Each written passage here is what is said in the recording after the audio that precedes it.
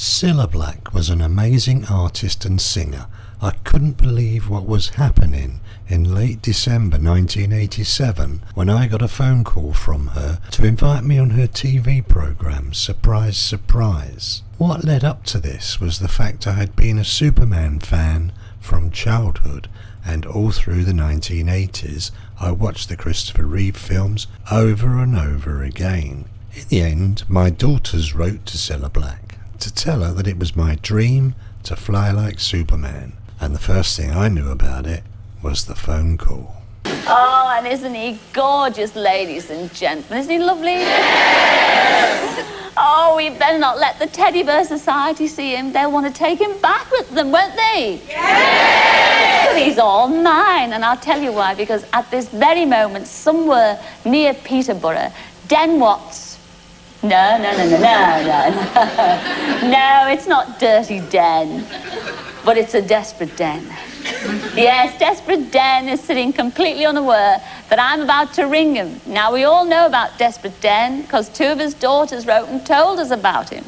And he's got this impossible dream, you see, so why don't I ring him and find out what it is?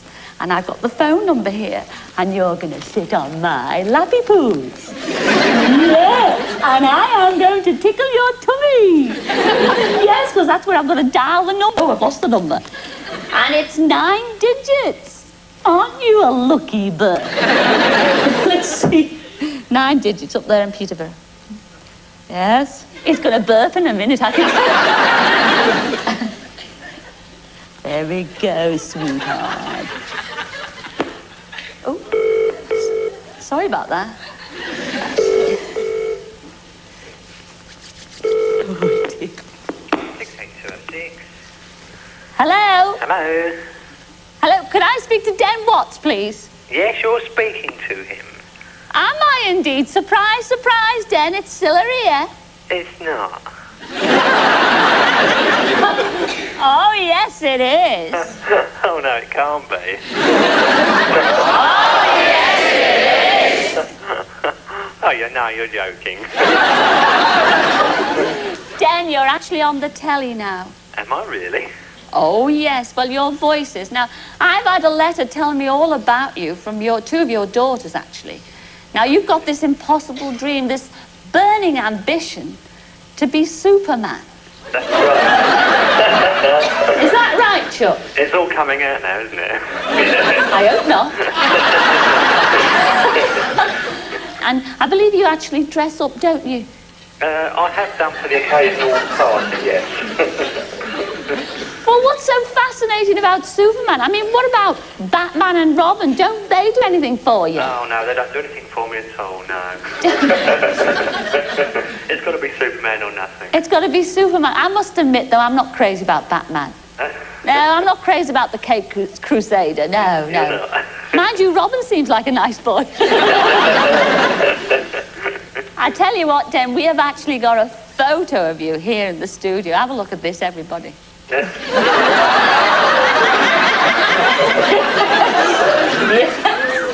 Yes, Den, I've just shown the studio audience here and everybody home. How embarrassing. And I must confess, you look more like Cooperman than Superman. Hey, what are you saying, Chuck? I'd say flatterer. You said to learn more of you. I tell you what, though, because your wife and your two daughters have said to me, you know, that your really unfulfilled ambition is to fly. Is that right? Yes. Yes, well, we are going to fulfill that ambition, Den. You are? Yes, indeed we are. By the way, what do you want to change in, a phone box or a dressing room? Oh, I'm not fussy. I'm not fussy. You're not fussy?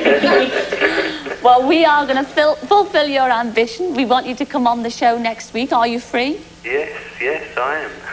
Oh, and you're going to have a marvellous time, Den. Oh. You are going to fly the whole length of the studio. I should look forward to that. We're going to shoot you from a cannon. I knew there'd be a catch. No, I lied. All right, Den. Well, I look forward to seeing you in the studio next week. Please bring your wife, and if your daughters want to come, they're very welcome too. Okay. And will you bring your cosy as well? Yes, yes. I'll see you next week then. Okay then. Ta-ra, Chuck. Bye. Ta-ra.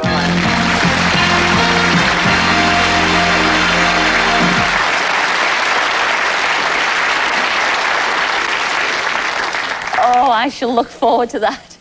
Just when I was wondering if the phone call had been a dream, I received through the post from one of the show's organisers, Rob Clark, train tickets and hotel bookings for myself and all the family. A chauffeur picked us up from the hotel and took us to the South Bank studios, where I even had my own dressing room. Actually meeting and having long conversations with Cilla seemed unreal. I was to appear on the show 3 times altogether, so that was amazing. Cilla really put me at ease with the recording of the show. Ladies and gentlemen, Miss Cilla Black.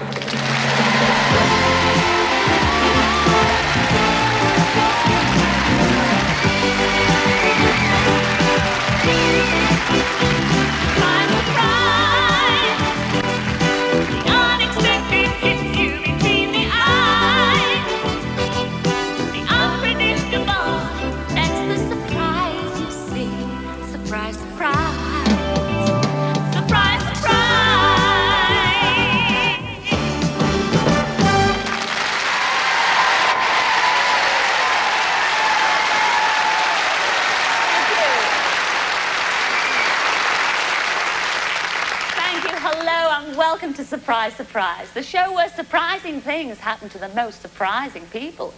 And you know, you can see some surprising things as well if you keep your eyes open. I mean, the other day, me and Bobby went out for a meal, and on the menu was written, the chef's special. And somebody had written underneath, well, he might be special, but his food's rotten. Oh, but enough of that. Let's get on with the show. Now, last week, if you remember, I phoned Den Watts. Desperate Den who wanted to fly through the air like Superman. And here he is. Oh,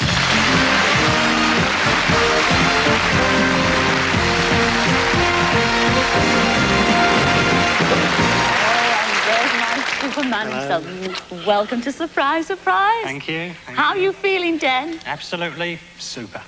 Superman? Yes, yes. Well, you might feel like Superman, but you certainly don't look like Superman, Chuck. I know.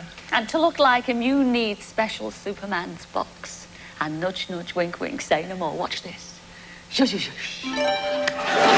Well, how about that then, Den?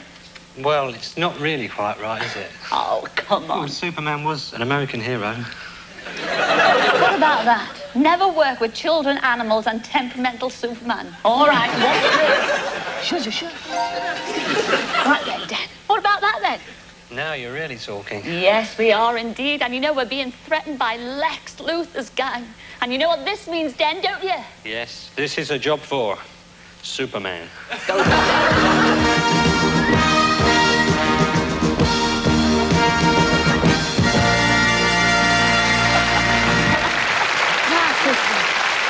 Look at that. Oh, come over here, Superman. Oh, Den. Oh, super. Can I be your Lois Lane? You can fly with me anytime you like. Oh, nice. And this is a lovely outfit. Are you pleased with it? I'm over the moon with it, yeah. Yes. I'm not going to say a word. I am not going to say a word about wearing underpants on the outside of your life. I think that's cheap, don't you? It is. It's cheap. Mind you, it is a funny place to keep your small change, isn't it? Well, they're over there waiting for you to teach you how to fly, and I know you're desperate to do it, aren't you? I am. Off you go, Den, and we'll see you later.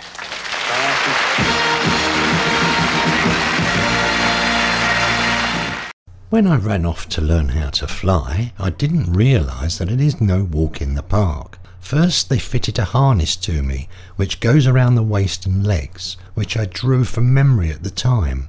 There are probably more sophisticated ones these days. Then I spent about 2 hours, not in costume, with 2 stuntmen learning how to fly. This involves several collisions with the stage lights that are arrowed here. Controlling where you go, believe me, is not easy, but it was great fun, with lots of laughs. The live recording was the first time I flew with the costume on.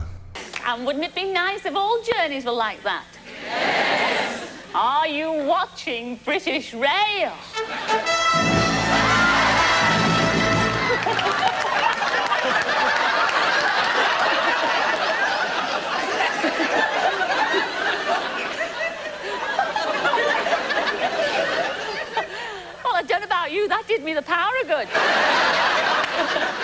Was it a bird? No. Was it a plane? No. Who was it then? Superman. Way up, I think he's coming back again.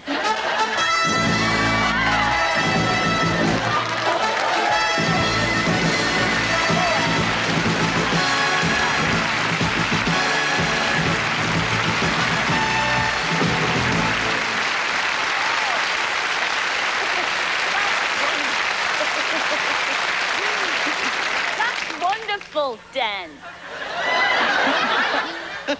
How come... Can you turn round on that thing? Are you all right? Yeah, I'm fine. Is it hurting at all? No, only when I laugh. Well, you look absolutely... Swing away. Swing away, because he's lovely. There he goes. Who knows? Next stop, the Krypton Factor. I meant Krypton. Will we ever see him again? Still, we've made his day, haven't we? Yes. After filming in the London Weekend Television Studios on the South Bank in front of the studio audience, and while the show was still being recorded, I was put in a fast car and driven 4 miles across London to Stepney, where Bob Carroll-Gees was hosting a dinner party with chef Ben Christian, teaching the lady of the house how to make a good curry. The idea was for Superman to come in through the window and pass through the room while the dinner was taking place. The room was on the first floor of the house, so what I had to do was climb a ladder in the garden and wait at the top for my cue to climb in through the window. I was probably at the top of the ladder for 5 minutes, but it seemed much longer as it was a freezing January night and the dog in the next garden was permanently growling at me. I was blithering upstairs. Shh, don't say anything. Have a little taste of that, Louis. See Right. what you think. Oh, yes, please. There you go.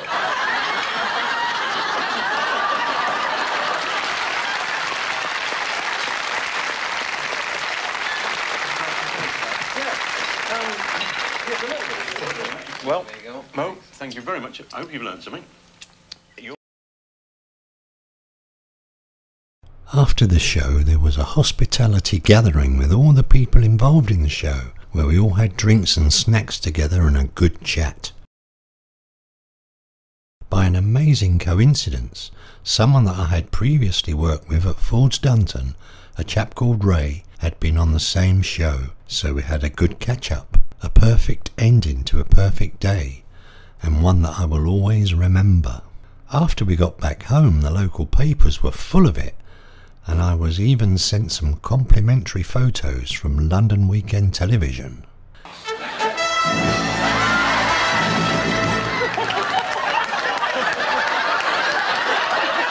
I was working for Hotpoint in Peterborough as an electrician at the time, and one of my co-workers did a really clever sketch of me. I've left a link to the full episode of the programme in the description. If you enjoyed it, please like and subscribe, and thanks for watching.